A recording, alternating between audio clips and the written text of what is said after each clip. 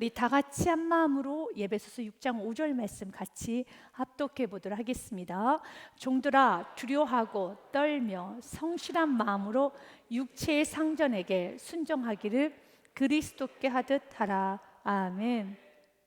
사랑하는 여러분, 우리 인간이 행복감을 느끼는 여러 요소가 있습니다. 그 중에 하나가 누군가를 섬기고 또 내가 섬기는 그 사람이 잘 되어가는 모습을 바라보고 있을 때 우리들은 행복감을 느끼게 됩니다. 삼중고를 알았던 헬렌 켈러가 이런 말을 합니다. 인생이란 정말 멋있는 것입니다. 그러나 가장 멋진 인생은 남을 위해서 사는 인생입니다. 그렇습니다. 가장 멋지고 가장 행복한 인생은 나를 위해서 사는 인생이 아니라 남을 위해서 사는 인생, 최고의 인생이라는 것입니다. 바로 우리의 사회 안에서 그리스도인들은 하나님의 영광을 위하여 이 땅에서 베풀고 섬기고 나누며 존중해 주는 아름다운 삶을 살아야 되겠습니다. 그런데 여러분도 사회생활을 하다 보면 내 마음 같지 않을 때가 참 많을 것입니다. 여전히 이 사회는 불공평합니다. 불의합니다. 그리고 불합리한 여러분 많은 시스템이 있습니다.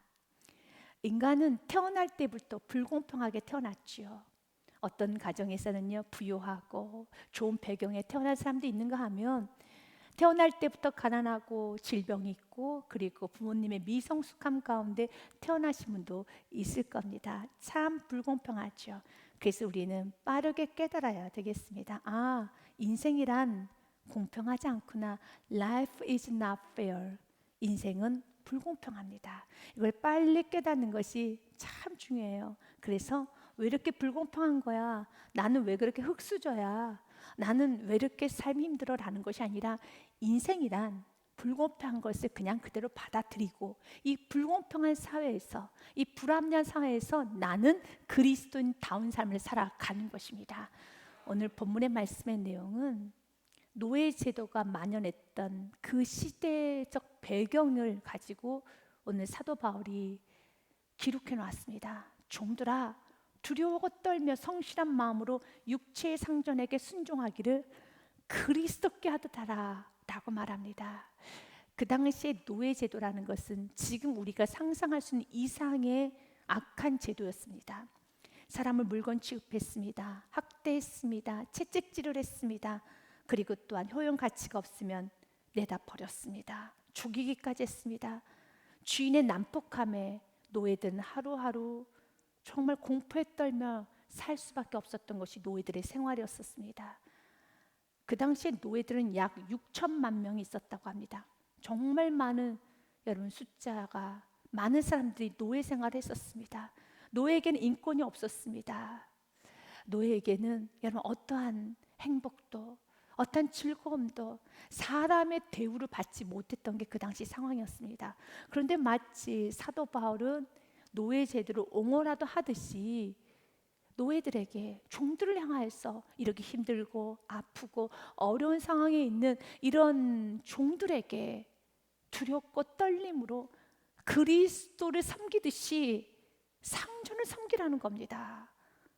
도대체 이 말씀이 무엇입니까? 사랑하는 여러분, 성경은 사회 불의와 사회 악에 성경은 개의하지 않습니다. 우리는 생각하기를 노예 제도가 개혁이 돼야 된다고 생각을 할 겁니다. 네, 맞습니다. 반드시 개혁되어야 하는 것입니다. 그런데 성경은 노예 제도를 개혁하십시오. 노예 제도를 없앤 데 있어서 여러분들이 이렇게 하셔야 됩니다. 응징을 하셔야 됩니다. 이렇게 여러분들은 선동을 하셔야 됩니다 라고 말하지 않습니다. 그런 불의한 사회 속에서 내가 해야 될 일, 그리스도인다운 삶을 살아가기를 원하고 있습니다. 왜냐하면 불의한 사회는 어제도 불의했고 오늘도 불의할 것이며 오늘도 불의하고 앞으로도 우리 다음 세가 생활하는 그 사회도 여전히 불의할 것입니다. 사단이 공승권세를 잡고 있고 죄인들이 살아가는 세상이기 때문에 불의함의 강도, 정도, 종류만 달라질 뿐이지 세상은 여전히 불공평하고 여전히 불의하고 추하고 불합리하고 이 땅은 천국은 아닙니다. 우리는 좀 더 나은 세상이 되기를 기도할 뿐입니다. 그러나 이 세상에서 천국이 완성되지는 않습니다. 여전히 이 세상에는 아픔이 있고 어려움이 있으며, 정말 이런 악한 사람이 있을 수 있을까? 세상에 어떻게 사람을 이렇게 다룰 수 있어? 라고 하는 많은 사건, 사고들이 있습니다. 과거에 노예제도가 있었다면 지금에게는 우리에게 불공평함이 없습니까? 여러분, 고개를 절레절레 흔들 만한 아픈 사건이 없습니까? 더 아픈 일이 있어요. 인간의 잔인함을 보게 됩니다. 잔혹함을 보게 됩니다. 어떻게 인간이 이렇게 할 수가 있을까? 이렇게 사람을 학대할 수 있을까? 이렇게 사람을 공격할 수 있을까? 이렇게 사람들에게 무리하게 할 수 있을까라는 많은 사건, 사고들을 보게 됩니다. 듣게 됩니다. 이것이 바로 우리가 살고 있는 세상이고, 앞으로도 우리의 다음 세대들이 살아가야 하는 세상입니다. 그런 세상 속에서 성경 우리들에게 기준을, 이런 불의한 세상 속에서 어떻게 우리가 살아가야 되는 것인가에 관해서 가치관을 우리에게 가르쳐 줍니다. 직장 상사와 상관없이 상급 직원, 또한 너의 사수, 리더, 주인, 상전의 인격과 상관없이 내가 종이라면, 하급 직원이라면, 내가 피고용인이라면, 내가 누군가를 따라야 되는 직원이라면 오늘 말씀처럼 존경하는 마음으로 주님께 하듯 성실히 순종하기를 원하고 있습니다. 결국 우리 주님께서 우리에게 원하시는 것은 이렇게 말씀대로 살아갈 때 하나님께서 역사를 하여 주십니다. 그래서 내가 머문 그곳에는요, 기적이 일어나야 되는 겁니다. 이사야서 11장에 기적이 일어나야 되는 겁니다. 이사야서 11장의 말씀에 보면은 이새의 뿌리에서 난 아들이 기치에 설 것이요 다스리게 될 것이요 라는 말씀이 있죠. 그 이새의 뿌리가 누구입니까? 이 땅에 오셨던 예수 그리스도입니다. 바로 예수 그리스도가 다스리는 나라는 이렇게 아름다운 일이 일어나게 될 것이다 라고 말씀을 하셔요. 6장부터 우리가 말씀을 보겠습니다. 그때 예수님께서 통치하시는 그날에는, 예수님께서 다스리는 그때에는 이리가 어린 양과 함께 살며 표범이 어린 염소와 함께 누우며 송아지와 어린 사자와 살찐 짐승이 함께 있어 어린아이에게 끌리며 라고 되어 있어요. 7절 말씀도 같이 읽습니다. 암소와 곰이 함께 먹으며 그것들의 새끼가 함께 엎드리며 사자가 소처럼 풀을 먹을 것이며. 아멘. 여러분, 이것이 어떻게 가능합니까? 6절 말씀 보면 어울리지 않는 두 동물이 서로 함께 살며 서로 누리고 함께 엉켜 있다라는 겁니다. 이리가 양과 함께 삽니다. 이리와 양 같이 살 수가 없어요. 표범과 염소가 함께 누워 있습니다. 절대 함께 누울 수 없지요. 송아지와 사자가 함께 지금 먹고 누리고 있습니다. 여러분, 곰과 암소가 함께 살고 있습니다. 기적이죠. 아름다움이죠. 이렇게 여전히 우리가 사는 세상에는 상급 직원이 있고 하급 직원이 있고 나의 사수가 있고 내가 따라야 되며 나의 리더자가 있고 나의 주인이 있고, 여전히 나는 그의 주인의 말을 들어야 되고 순종을 해야 되는 그런 위치에 있지만, 여전히 내 위에는 사자도 있습니다. 곰도 있습니다. 표범도 있습니다. 그리고 난 양입니다. 염소입니다. 연약한 자입니다. 그런데 함께 누우며 함께 살며 함께 어울릴 수 있는 그 아름다운 공동체, 예수님이 다스릴 때, 예수님이 통치하신 곳에는 그 기적이 일어나는 겁니다. 연이어서 8절도 이렇게 말을 합니다. 젖먹는 아이가 독사의 구멍에서 장난하며 젖된 어린아이가 독사의 굴에 손을 넣을 것이라. 여러분, 젖먹는 아이가 독사의 구멍에 손을 넣으면 여러분 손이 잘려요. 위험하죠. 지금 우리가 살고 있는 세상은 안전하지는 않습니다. 우리 어린아이를 여러분 세상에 내보낼 때 어떤 부모가 안전해 라는 부모가 있습니까? 없어요. 불안합니다. 누구를 만날지 모릅니다. 모든 사람 다 경계합니다. 모든 사람을 믿을 수가 없습니다. 그런 사회에 살고 있지만 우리 그리스도인들이 오늘 말씀을 붙잡고 환경에 상관없이, 내 직장의 사수와 상관없이, 나의 주인의 인격과 상관없이 내가 그리스도에서 믿음으로 살아가기 시작할 때, 이 말씀을 붙잡고 살아가기 시작할 때 하나님이 역사해 주세요. 하나님께서는요, 소는 풀을 못 먹어요. 근데 소가 풀을 뜯어 먹을 수 있을 정도로, 아니죠, 소는 풀을 먹죠. 사자는 풀을 못 먹지요. 그러나 사자가 풀을 뜯어 먹을 수 있을 정도로 하나님께서는 그 사자의 거침을, 그 사자의 잔인성을, 그 사자 안에 있는 악을 다 제거해 주신다는 겁니다. 사람을 변화시키는 것은 인간의 힘이 아닙니다. 하나님께서 하십니다. 그 일을 위해서 하나님은 우리들에게 말씀하시는 것입니다. 오늘도 불의한 사회 속에 살고 있는 저와 여러분에게, 앞으로도 불의함이 계속 있을 세상에 살아가야 하는 우리들에게 오늘 말합니다. 제도를 바꾸지 않을 것이란다. 제도는 여전히 악한 대로 제도는 가게 될 것이란다. 그러나 그 악한 제도를 우리가 말씀을 붙잡고 우리 그리스도인들 그곳에서 살아나갈 때 하나님께서는 기적을 베풀어 주세요. 그리고 하나님은 바로 여러분이 그 리더자가 되어서 이제 여러분으로부터 시작해서는 여러분의 부하 직원이, 여러분의 아랫사람은 정말 같이 어울리고 함께 나누며 함께 뒹굴 수 있는 그런 작은 천국이 이루어가기 원합니다. 그 일을 위해서 주님 우리에게 이렇게 말합니다. 너의 상사에게, 직장에서, 일터에서, 당신의 상급 직원에게, 당신의 주인에게, 당신의 사수에게, 리더에게, 종들아 두려워하고 떨며 성실한 마음으로 그 지도자를 존경하는 마음과 성실한 마음으로 순종하라는 것입니다. 우리는 회사에 들어갈 때 자신의 위치를 알아야 돼요. 내가 주인이 아니고 상급 직원이 아니면, 내가 직원이라면 내가 먼저 해야 되는 것은 순종입니다.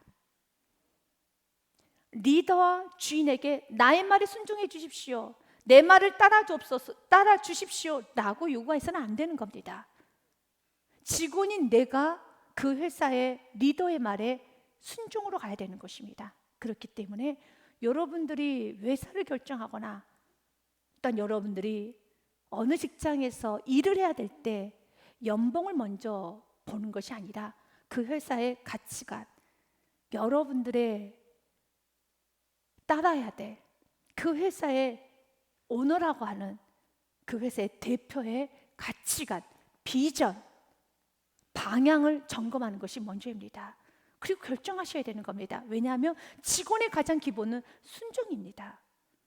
그래서 여러분들 그 회사를 다니는 데 있어서 그 회사의 비전과 가치관과 나의 상사의 생각이 올바르다 생각이 든다라면 그러면 그 회사를 결정하면 되는 겁니다. 그럼 회사 안에는 여자는 흠이 보이지요.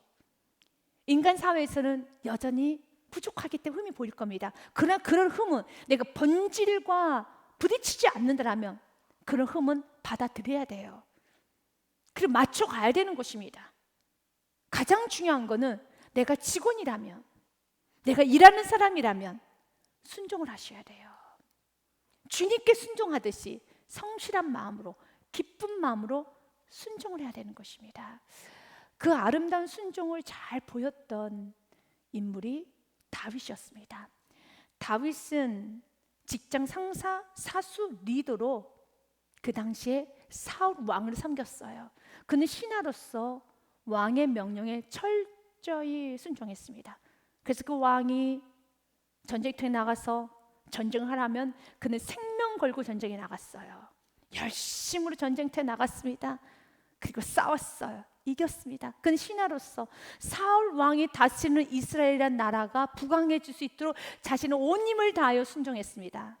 다윗은 사울 왕의 자리를 차지하기 위해서 두 마음을 품지 않았습니다. 백성들의 마음을 훔치면서 내 사람으로 만들려고 하지도 않았습니다. 철저히 사울 왕이 잘 되기를, 사울 왕이 다스리는 그 이스라엘이라는 나라가 부강하기를 간절히 원했고 고대하는 마음으로 열심히 신하로서의 사명을 다 감당했습니다. 하나님은 이런 다윗을 참 사랑하셨어요. 그리고 말씀 그대로 잠언 말씀은 22장에 이렇게 되어 있습니다. 29절 말씀 같이 읽습니다. 내가 자기 일에 능숙한 사람을 보았느냐? 이러한 사람은 왕 앞에 설 것이요 천한 자 앞에 서지 아니하리라. 아멘. 맞습니다. 자기 일에 능숙했다는 것은 그만큼 열심히 순종하고 실력을 다져갔다는 거죠. 이렇게 열심히 자기 일에 능숙한 사람은 하나님께서 높여 세우십니다. 하나님은 그를 통일한 국의 왕으로 세우십니다. 그는 믿음이 갖춰졌고요, 인격이 갖춰졌으며, 그리고 실력이 갖춰준 정말 최고의 왕이 됩니다. 그러나 다윗은 왕이 되기 위해서 신하로서 섬긴 거 아닙니다. 다윗이 신하로 있을 때 저 왕의 자리를 꿈꾸며 저 왕의 자리를 차지하기 위해서 열심히 노력한 것이 아니에요. 하나님의 사람은 그 어떤 사람도 열심히 일을 하고 열심히 섬기는 것이 내가 저 자리를 차지해야지 하는 마음을 하지 않았습니다. 그냥 내 있는 그곳에서 내가 신하이기 때문에 일을 열심히 한 것뿐입니다. 요셉도 그리하였습니다. 요셉도 내가 국무총리가 되어야겠다라는 마음으로 열심히 산 것이 아닙니다. 그냥 내게 주어진 것에 열심히 한 것입니다. 그런데 하나님 때가 되면은 마치 이스라엘을 사랑하셔서 하나님 때가 되자 다윗을 왕으로 세우셨던 것처럼, 어떤 애굽이란 나를 불쌍히 여겨서 이젠 때가 되자 요셉을 세우셨던 것처럼 여호수아도 마찬가지입니다. 여호수아가 모세의 후계자로 내가 돼야지, 내가 리더자가 돼야지, 내가 이스라엘 백성들의 지도자가 되어야지 하는 마음으로 모세를 섬긴 것이 아닙니다. 모세의 수종으로서 내가 수종자의 역할이니까, 내가 모세를 섬기는 종의 역할이니까 열심히 섬긴 것뿐입니다. 그런데 하나님께서는 열심히 섬겼을 때 잠언 22장 29절의 말씀 그대로 하나님은 그를 왕 앞에 세웁니다. 그의 자리를 높여주십니다. 실력이 있으면 하나님께서 높여주십니다. 여러분의 생각 가운데 여러분이 직장생활 하거나 여러분이 일터에 있을 때 여러분의 목적을 이루기 위해서 직장생활 하면 안 됩니다. 여러분의 야망을 버리셔야 됩니다. 내가 그 직장에 들어갔으면 그 직장이 잘 되기만을 바라는 것이지, 내가 이 직장을 통하여서, 내가 이 회사를 통해서 나의 꿈을, 나의 목적을, 어떤 나의 이득을 취하기 위해서 다니는 것이 아니라 오직 목적은 한 가지만 돼야 되는 겁니다. 우리가 그 직장으로부터 여러분 정당한 보수를 받고 있다라면 그 직장이 잘 되기를 바라야 돼요. 직장 편에서 일을 해야 되는 것입니다. 그 회사가 잘 되는 것을 보고 기뻐하셔야 됩니다.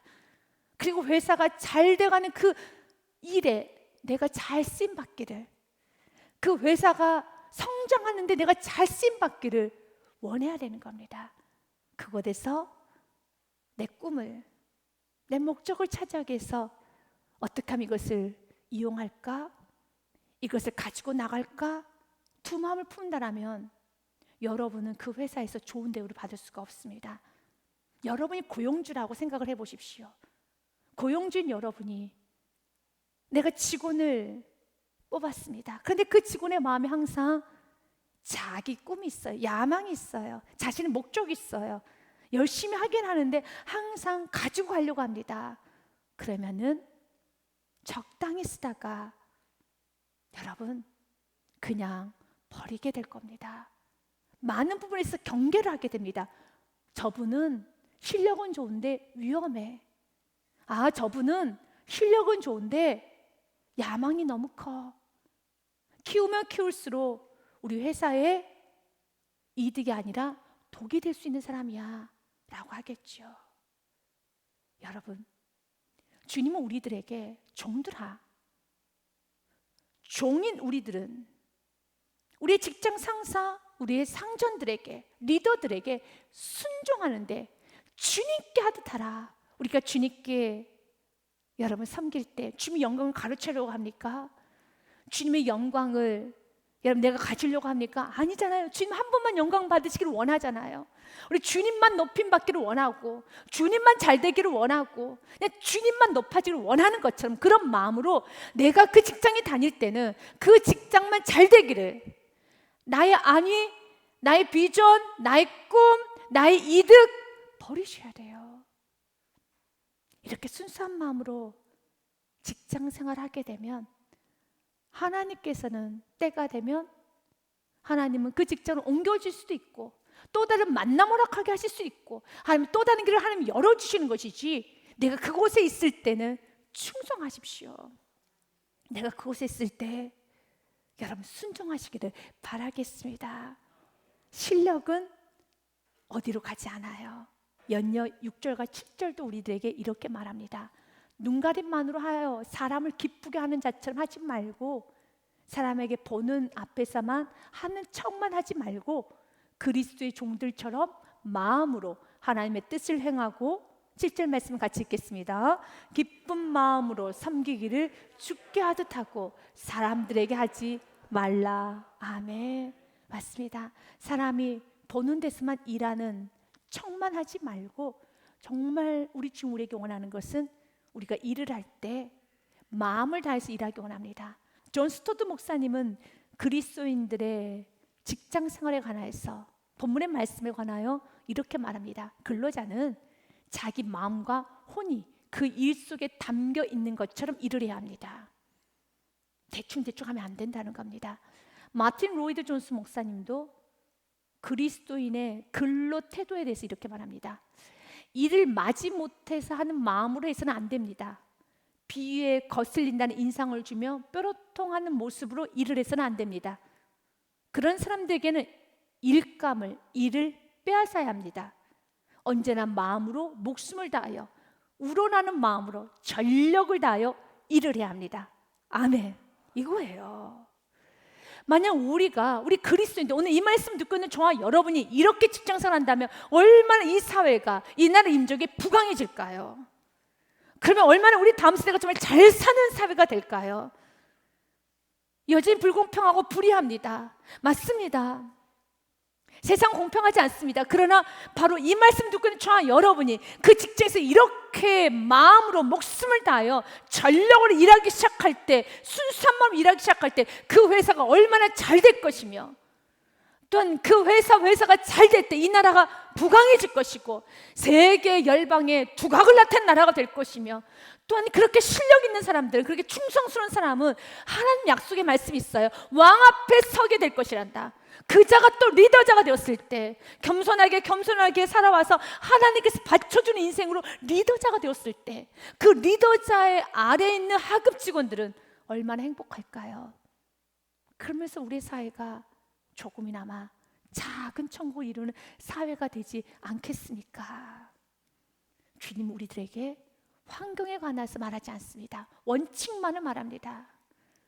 환경에 대해서 우리들에게 언급하지 않습니다. 기준을 말해주고 있습니다.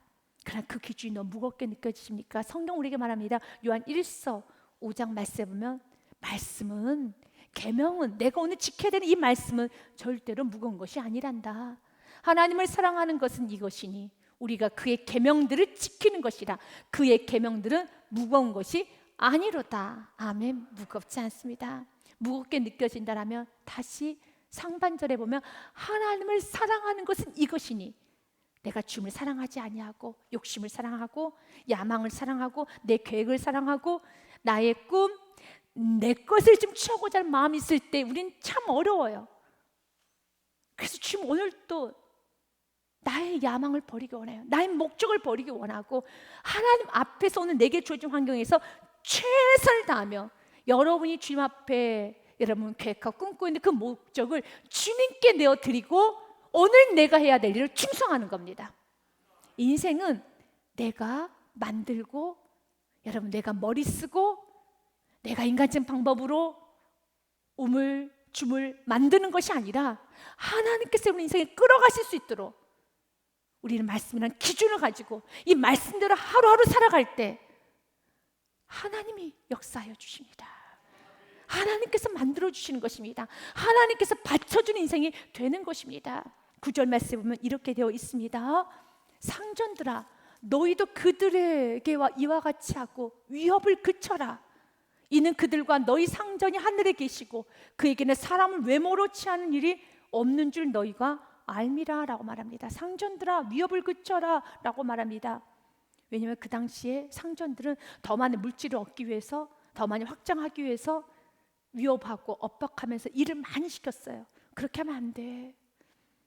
그런데 사람들은 그 상전에게, 그 직종 오너에게, 리더에게, 대표자에게 어떤 말도 못합니다. 왜 그렇습니까? 물질이 있고 인맥이 있고 경험도 있고 실력도 있고 높은 자리에 있기 때문에 그가 좀 무례하게 행동해도 그가 좀 거칠게 행동을 하고 불의를 저질러도 말을 못해요.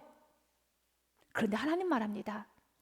나는 외모를 취하지 않아. 세상에서는 너가 재물이 있고 인맥이 있고 그리고 또한 경험이 있어서 무례하게 행동하고 협박을 하고 너의 목적을 취하기 위해서 수단 방법을 가리지 않고 법을 이용하고 사람을 이용하고 불의를 저지르는 그 모습에 사람들은 급신거리고 눈을 감아주었을지 모르지만 나 하나님은 외모를 취하지 않아.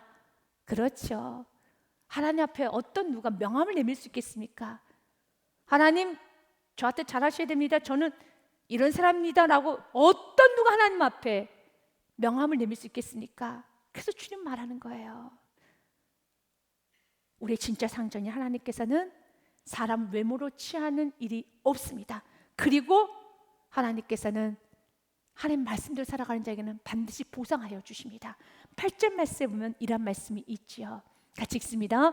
이는 각 사람이 무슨 선을 행하든지 종이나 자유이나 주께로부터 그대로 받을 줄을 알미라. 아멘. 주님께서는요, 자유이든 종이든, 자유인은 상전을 말합니다. 상전이고 여러분 그런 높은 위치에 있지만 내가 사람을 부리고 사용하고 얼마든지 종을 부릴 수 있는 위치에 있지만 그 종 안에 있는 하나님의 형상을 보면서 존귀대하고 존중이 되어주면 하나님께서는 갚아주세요. 그 인생을 하나님은 존중히 여겨주십니다. 내가 종의 위치에 있다 할지라도 내 상전이 무례하고 내 상전이 참으로 거친다 할지라도 내가 그 상전을 존중해주고 존경하고 순종하는 자세를 갖출 때 하나님 보시고 보상하여 주십니다. 8절의 말씀을 현대인의 성경에 보면 아주 쉽게 번역이 되어 있습니다. 종이든 자유이든 누구든지 선한 일을 하면 주님에게 그만한 상을 받는다는 걸 아십시오. 아멘. 상 받습니다. 그래서 하나님의 상을 기대하십시오. 인생 중에 가장 불쌍한 인생이 있다면 하나님께서 무시하고 경멸하고 외면하는 인생이겠죠. 가장 축복된 인생은